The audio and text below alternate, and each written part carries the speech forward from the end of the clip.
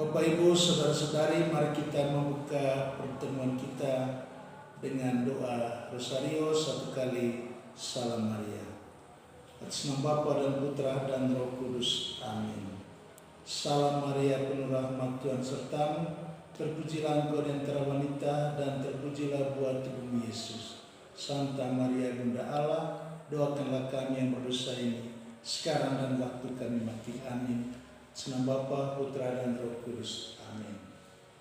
Bapak Ibu, saudara-saudara yang terkasih, mungkin ada di antara kita bertanya, dari mana sebenarnya atau bagaimana sebenarnya asal-usul doa Rosario yang begitu kuat menjadi devosi di dalam gereja Katolik, termasuk di kita di Garut ini.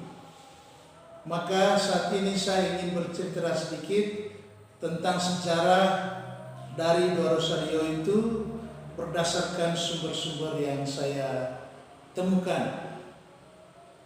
Bapak Ibu saudara-saudara terkasih, secara historis memang tidak bisa ditentukan dengan jelas dan pasti sekali kapan Rosario itu muncul, karena dia muncul secara tahap demi tahap. Jadi langkah demi langkah. Sebagai awal memang ini muncul sejak gereja perdana. Jadi sudah mulai digunakan itu doa Rosario sebagai butir-butir untuk membantu umat bisa berdoa. Lalu pada abad pertengahan, butir-butir Rosario itu dipakai untuk menghitung doa Bapa Kami dan Salam Maria. Tapi ini terjadi dalam biara-biara. Struktur doa itu sendiri, doa Rosario seperti yang kita kenal sekarang, itu berkembang pada abad 12 dan 13. Pada waktu itu jumlah butir Rosario ada 150, mengikuti tradisi para rahib yang mendaraskan 150 mazmur. Jadi doa Rosario coba disesuaikan berdasarkan jumlah mazmur itu 150. Mazmur memang sudah sejak awal dikenal sebagai doa gereja, sehingga kitab Mazmur menjadi buku doa. Bagi orang-orang sederhana yang tidak berpendidikan, pertama-tama digulirkan doa Bapa Kami dan kemudian Salam Maria sebanyak 150, mengikuti doa pendarasan Mazmur 150. Dalam perjalanan waktu 150 butir doa itu dibagi menjadi 3, masing-masing 50 mazmur, yang berarti 50 kali Bapa Kami dan Salam Maria. Dalam perkembangan sesudah itu Salam Maria lebih didaraskan karena dalam penyataan figur Maria lebih dekat dan lebih disayangi oleh umat sederhana. Pada abad 16, doa Rosario sudah dibagi menjadi 5 dekade atau 5 tahap. Dalam bahasa kita yang 5 peristiwa. Jadi 1 kali Bapa Kami dan 10 kali Salam Maria pada setiap tahap. Sejak saat itu doa Rosario sudah dikenal dan didaraskan secara formal 50 kali Salam Maria dalam 3 peristiwa. Peristiwa gembira, peristiwa duka, dan peristiwa mulia, sesuai dengan jumlah 150 mazmur. Dalam perkembangan kemudian, jumlah 50 kali Salam Maria yang terkait dengan jumlah 150 mazmur tidak hanya membantu umat untuk mengenal misteri hidup Yesus bersama Bunda Maria, tetapi lebih jauh menelusuri misteri hidup Yesus yang lain. Maka sekarang sudah dikenal 4 peristiwa Rosario, yaitu gembira, terang, duka, dan mulia. Melalui cara itu doa Rosario menjadi doa yang fokus pada Yesus, bukan hanya kepada Bunda Maria, tetapi fokus kepada Yesus dalam seluruh misteri kehidupan Yesus. Jadi mengapa sampai ada itu 4 peristiwa?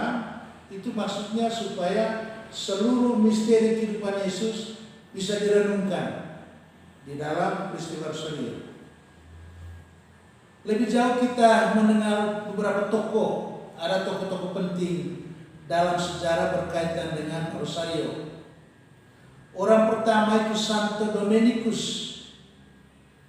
Dikisahkan bahwa Santo Dominikus yang hidup 1221, dia adalah Rasul Rosario karena dia menyebarkan doa Rosario yang kita kenal sekarang ini.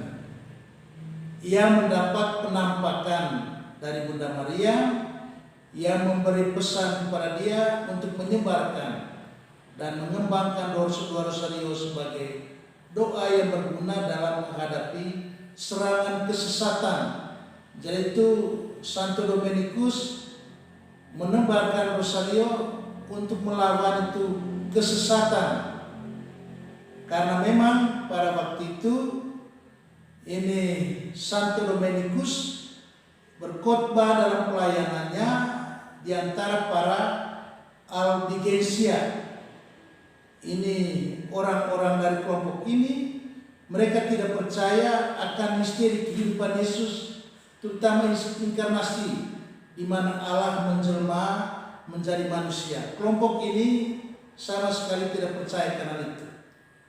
Karena latar belakang itulah tujuan utama pendarasan doa Rosario adalah untuk merenungkan misteri kehidupan Yesus. Memang dalam riwayat hidupnya tidak dituliskan bahwa Santo Dominikus menyusun doa Rosario, dan konstitusi Dominikan juga tidak menyebut dia sebagai pencipta doa Rosario. Namun perannya yang sangat besar adalah memperkenalkan doa Rosario yang kita kenal kepada umat. Dengan peran itu dia menjadi saksi hidup yang mendaraskan doa Rosario. Ini yang pertama jadi tokoh Santo Dominikus. Yang kedua itu Paus Pius kelima. Doa Rosario menjadi sangat populer sekitar tahun 1600 sampai 1700-an, terutama setelah kemenangan pasukan Kristen pada tahun 1571 di Lepanto, kawasan Siprus sekarang. Saat itu negara-negara Eropa diserang oleh kerajaan Ottoman, kerajaan Turki, sehingga agama Kristen terancam punah di Eropa. Jumlah pasukan Turki telah menjadi begitu besar melampaui pasukan Kristen di Spanyol, di Genoa dan Venesia.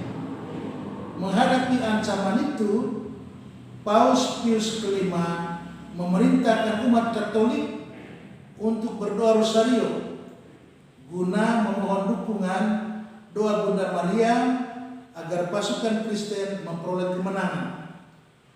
Perintah ini dilakukan oleh Don Juan, komandan armada dari Austria, dan juga dilaksanakan oleh umat Katolik di seluruh Eropa untuk memohon Bunda Maria dalam keadaan yang amat genting saat itu. Pada tanggal 7 Oktober 1571, Paus Pius kelima bersama dengan banyak umat beriman berdoa Rosario di Basilika Santa Maria Maggiore. Ini satu basilika yang terkenal di Roma, yang saya beberapa kali masuk di basilika ini. Sejak subuh sampai petang, katakan siang dan malam, doa Rosario tidak berhenti didaraskan di Roma untuk mendoakan pertempuran di Lepanto. Akhirnya karena doa itu, maka pasukan Katolik menang pada tanggal 7 Oktober 1571. Dari sinilah gereja menjadikan tanggal 7 Oktober sebagai peringatan Bunda Maria Ratu Rosario. Jadi doa sepanjang malam, siang malam, Paus bersama seluruh umat di kota Roma berdoa di Basilika Santa Maria Maggiore. Dan karena itu menang pada tanggal 7 Oktober 1571. Paus yang ketiga yang cukup terkenal dan bahkan boleh dikatakan sangat luar biasa dalam devosi kepada Bunda Maria, yaitu Yohanes Paulus II. Dalam pesannya, Paus Yohanes Paulus II menegaskan bahwa doa Rosario adalah doa keluarga. Sebagai doa damai, Rosario selalu akan menjadi doa keluarga dan doa untuk keluarga. Ada saatnya dahulu, kata dia, doa Rosario menjadi doa kesayangan keluarga dan membawa setiap anggota keluarga menjadi dekat satu sama lain. Beliau katakan kita perlu kembali kepada kebiasaan doa keluarga, bersama berdoa untuk keluarga-keluarga. Keluarga yang berdoa bersama akan tetap tinggal bersama. Para anggota keluarga dengan mengarahkan pandangan kepada Yesus akan mampu juga memandang satu sama lain dengan mata kasih dan siap untuk berbagi, untuk saling mendukung dan saling mengampuni, dan melihat perjanjian kasih antara mereka saat itu dengan mendoakan Rosario seakan-akan diperbaharui oleh Roh Allah sendiri. Jadi betapa penting doa Rosario dari segi sejarah menghadapi para musuh, tetapi juga dalam konteks kita sekarang, ya tentu keluarga itu amat penting, amat relevan. Ini doa Rosario untuk keluarga sesuai dengan pesan dari Paus atau sekarang Santo Yohanes Paulus II. Inilah Bapak Ibu Saudara-saudara yang terkasih, sekilas cerita tentang sejarah Rosario dari awalnya sampai dengan sekarang ini. Selalu berubah-ubah sesuai dengan perkembangan zaman. Tetapi yang kita saksikan sekarang merupakan hasil yang maksimal untuk didoakan, dipegang sebagai doa yang resmi di dalam gereja. Baiklah, kita mendengarkan satu kesaksian tentang doa Rosario selanjutnya. Salam damai dalam Kristus. Saya sebagai orang Katolik tentu saja mengenal sosok Bunda Maria, yaitu Bunda yang dipersiapkan Tuhan untuk menjadi ibu penyelamat. Proses pengenalan ini diawali ketika saya masih remaja, ketika saya mengikuti pertemuan lingkungan di mana lebih berdevosi di dalam pertemuan itu ke doa Rosario. Setelah lebih dewasa, saya sering mengikuti pertemuan-pertemuan, dan di sana terutama di Injil Lukas diceritakan begitu banyak siapakah Maria itu. Diawali dengan dia menanggapi karya Tuhan, mau bekerja sama dengan Tuhan untuk menyiapkan penyelamat, walaupun di situ perjalanan yang tidak mudah bagi Bunda Maria sendiri. Nah, di sini saya kaitkan dengan perjalanan hidup saya sendiri. Ketika saya beranjak dewasa sampai saya berumah tangga, ternyata banyak hal-hal yang harus saya simpan sendiri dan harus saya renungkan sendiri untuk mencari solusi sendiri. Namun ketika saya berpedoman membaca kitab suci mengenai siapakah Maria itu lebih lama dan lebih jauh, ternyata semakin mendalam saya mengetahui siapakah Maria itu, semakin saya merasa tenang ketika saya ingin memohon doa kepada Tuhan Yesus dengan perantaraan Bunda Maria. Saya mengerti ketika Maria sendiri melakukan perjalanan untuk mengunjungi Elizabeth, itu bukan hal-hal yang mudah di saat itu, walau juga di saat sekarang kita sering sekali untuk berkunjung atau bersua atau menerima keluhan-keluhan orang lain itu amat susah.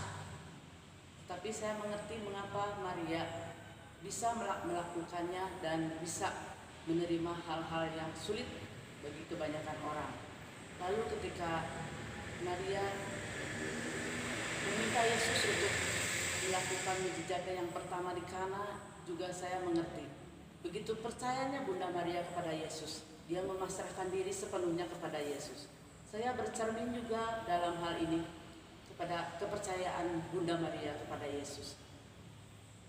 Saya ingin menyerahkan seluruh kehidupan saya yang memang tidak selalu mudah yang saya hadapi.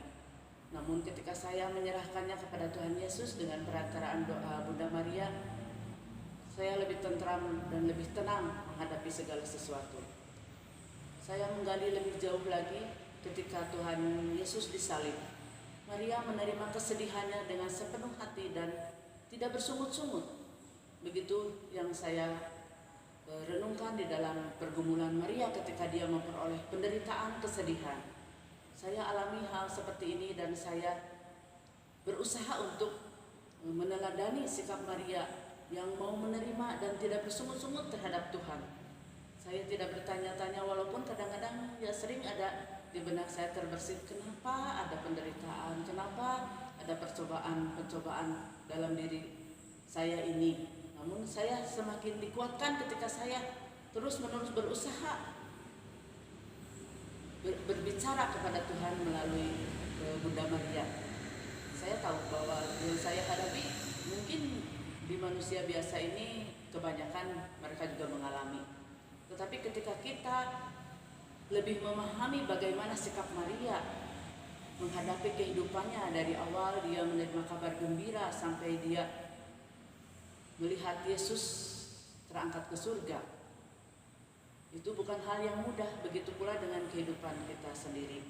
Dari awal kita mengikuti Yesus juga kita tidak mudah. Namun ketika saya meneladani Maria yang mau memasrahkan diri dan percaya kepadanya, perlahan-perlahan saya merasakan ketenangan, ketentraman.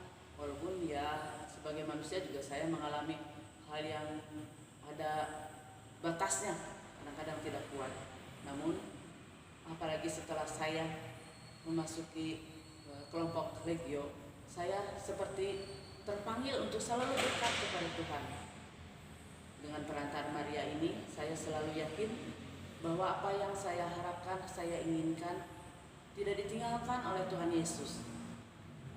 Dan saya mengajar kepada anak-anak saya sendiri juga, selalulah berserah kepada Tuhan dengan perantaraan Bunda Maria, memohon pertolongannya, memohon doanya, agar walaupun kita harus menghadapi kesulitan apapun, Tuhan Yesus selalu mendampingi, selalu membawa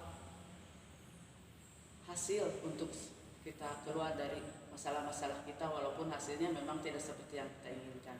Semoga saudara-saudara sekalian yang kiranya juga telah mengenal Bunda Maria, marilah kita lebih mengenal lagi, meneladani, agar hidup kita lebih tentram dan lebih terarah kepada Tuhan kita Yesus.